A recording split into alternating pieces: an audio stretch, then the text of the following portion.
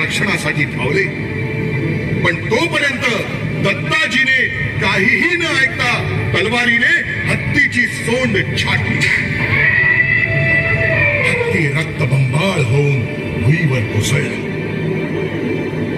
दत्ताजी एवढ्यावरच थांबला नाही, त्याने संभाजी राजांवरही हल्ला चढवला. तलवारी फिरू लागल्या, घाव पडू लागले, तुंबळ युद्ध सुरू झाले. आपल्या चुलत भावावर आपला मेमना तुटून पडलेला पाहून शहाजी राजेही संतापले. ते संभाजीच्या मदतीला धावले, पण इतक्यात संभाजीच्या हातून दत्ताजी जाधव ठार झाले. लखोजी जाधवांचा मुलगा जिजाऊंचा भाऊ भोसल्यांच्या हातून मारला गेला ही बातमी लखोजी जाधवांना कळताच लखोजी मागे फिरले. ज्वालामुखीचा भडका उडाला आणि पाहतात तर काय, समोर लढताना दिसत होते ते आपले जावई शहाजी राजे. पण आता नाती संपली. लखोजींनी खाडकन शहाजी राजांवर वार केला. तो राजांच्या दंडावर बसला. याच दरम्यान निजामशहा विरुद्ध मोगल आणि आदिलशहा हे युद्ध अहमदनगर जवळ झाले. या युद्धात शहाजी राजांनी निजामशाहीला विजय मिळवून दिला. शहाजींचे शौर्य साऱ्यांनाच समजले. शहाजी निजामशाहीतले शहाजी राजे झाले.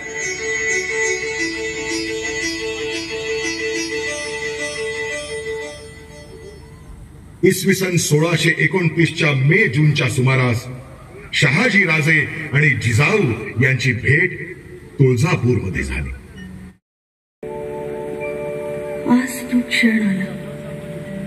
आमच्या डोळ्यांचे पारणे फिटले. राणीसाहेबा, आमची ही स्थिती काही निराळी नाही. तुमच्या काळजातलं भेटीचं काहूर तुम्हाला स्थिर बसू देत नव्हतं. परंतु पुरुषाला सुद्धा काळीज असतं. तुमच्या प्रेमाचा तर आम्ही आलो आहोत राणीसाहेब. तुम्हाला डोळे भरून पाहिलं आणि आम्ही बहुत खुश झालो. आई तुळजाभवानीची कृपा, तिच्या कृपेने आज तुळजापुरात भेटीचा योग आला. आई तुळजाभवानी, आमच्या संसारातली ही सुखाची लकीर अशीच शाबूत ठेव. देवीच्या चरणी तुमचं मागणं उचितच आहे, पण परिस्थितीने आम्ही पुरते खेळले गेलेले आहोत. आम्हासही वाटतं आपलं राज्य असावं, आपणच राजे असावं, पण ते शक्य नाही. का का शक्य नाही राजे? सुलतानाशी बंड नाही, कारण मराठ्यांमध्ये एकजूट नाही. एका बादशाहीतून दुसऱ्या बादशाहीत जाणे एवढाच पर्याय आमच्या समोर आहे. आणि त्यांनी शहाजींचा पाठलाग केला.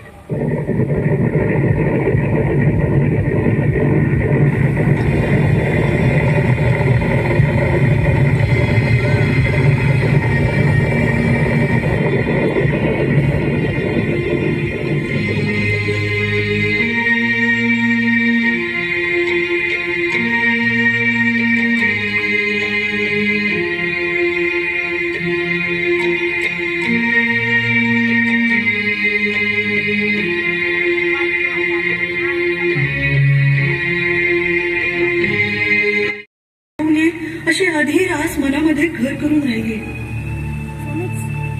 हे सगळं महाराष्ट्र गेली 350 वर्ष सोचतोय. स्वतंत्र राष्ट्र, मराठ्यांचं स्वराज्य, महाराष्ट्र राज्य निर्माण करायचंय. भीम अर्जुनाने जो पराक्रम केला, रामानं रावणाचा संहार केला, श्रीकृष्णानं कंसाचा वध केला आणि त्यांच्या मातांना शूर युद्धांच्या मातांच्या रांगेत नेऊन बसवलं. मलाही त्याच रांगेत बसायचंय. हे सारं काही तुला करायचंय. तुला मराठ्यांचा राजा व्हायचंय. तुला या महाराष्ट्रात हिंदवी स्वराज्य स्थापन करायचंय. तुला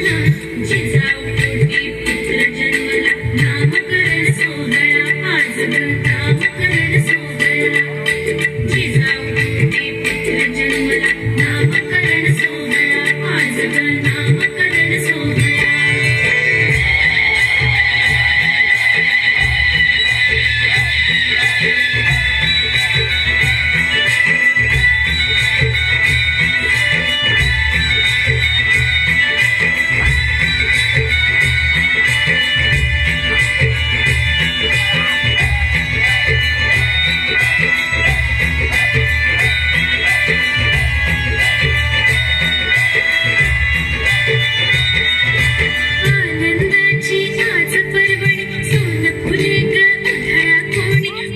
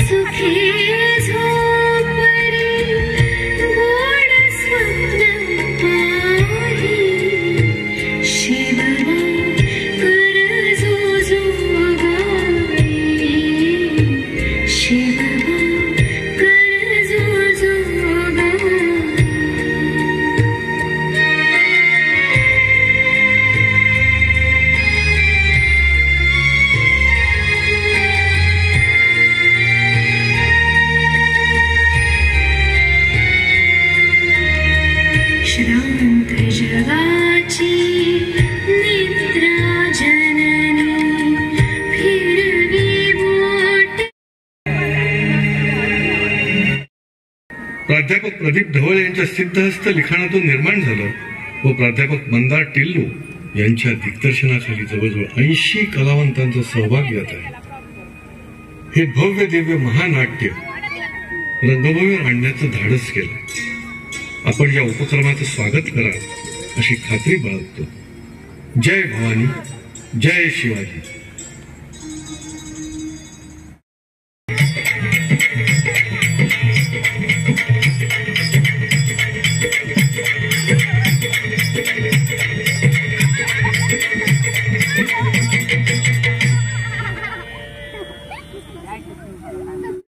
क्षणी तुम्हाला आमच्या नजरेसमोर पाहत होतो. मला इतक्या लवकर कसं काय ओळखलं? शिवबा, तुम्ही आमचे प्राण आहात. तुम्ही कितीही रूप बदलली तरी आम्हाला फसवू शकत नाही. भाऊसाहेब, आम्ही तुम्हाला फसवत नव्हतोच म्हणे.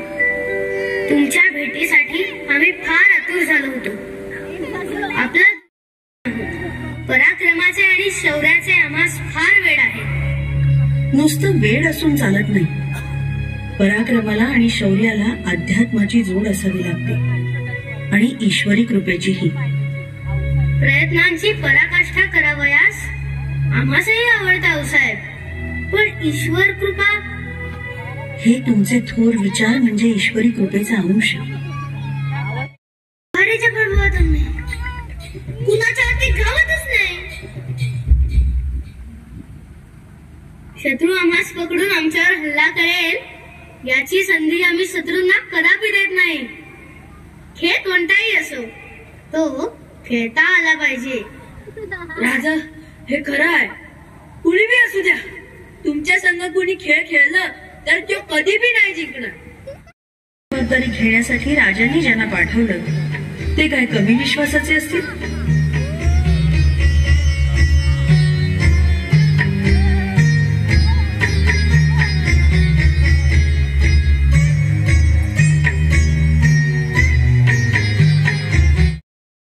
एवढी हरवल्यासारखी का वाटतात?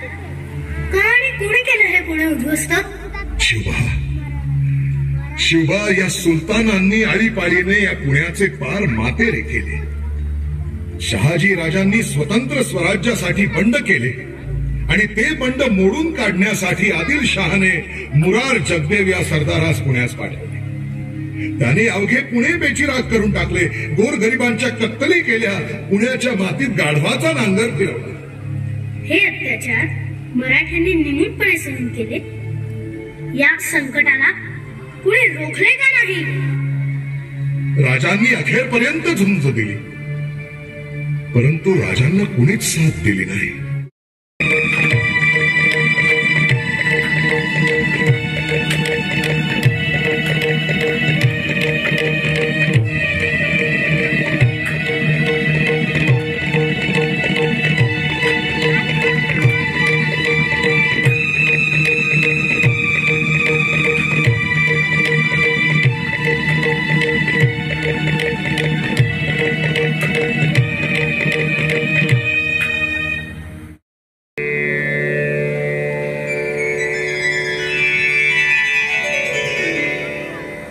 कार्यही प्रत्यक्ष मेहनत केल्यानेच साध्य होतात.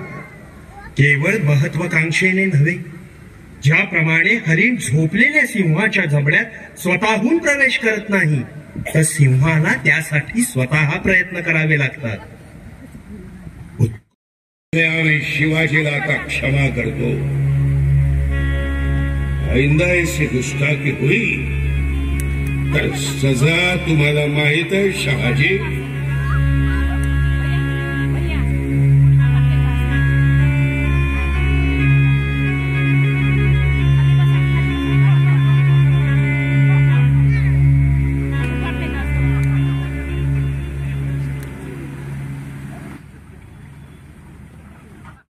वा वाईट, जय असो वा पराजय, जीवन असो वा मृत्यू, बादशाही संपून मराठेशाही उभी करायची आम्हाला.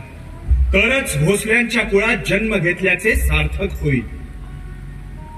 शिवबा, तुमचे उद्गार आमच्या अपेक्षेप्रमाणेच आहेत. राणीसाहेब, तुम्ही तुमच्या हट्टामुळे आपला आणि वडिलांचा प्राण संकटात पाडला.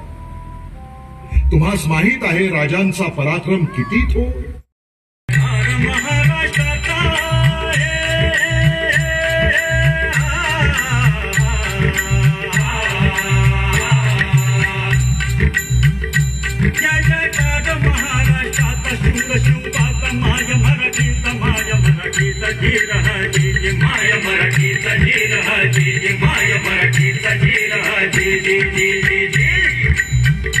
शिवबाची अस्वस्थता भराकोटीला गेली.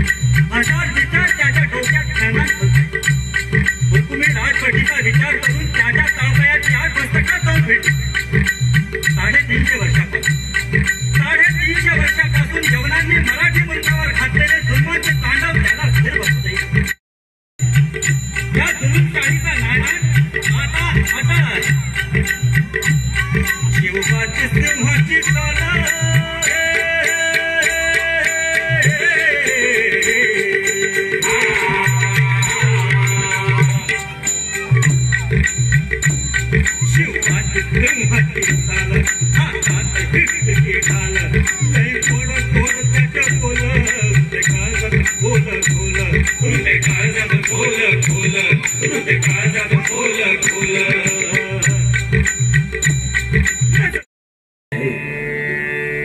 परंतु अखंड समाज या गुलामीच्या विळख्यात जखडलेला आहे.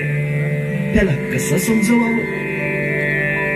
बहुत लोक मिळवावे, एक विचारे धरावे, कष्ट करून घसरावे, म्लेच्छांवरी आहे तितके जतन करावे, पुढे आणिक मिळवावे, महाराष्ट्र राज्य करावे जिकडे तिकडे. आई तुळजाभवानी आपल्या पाठीशी आहेतच.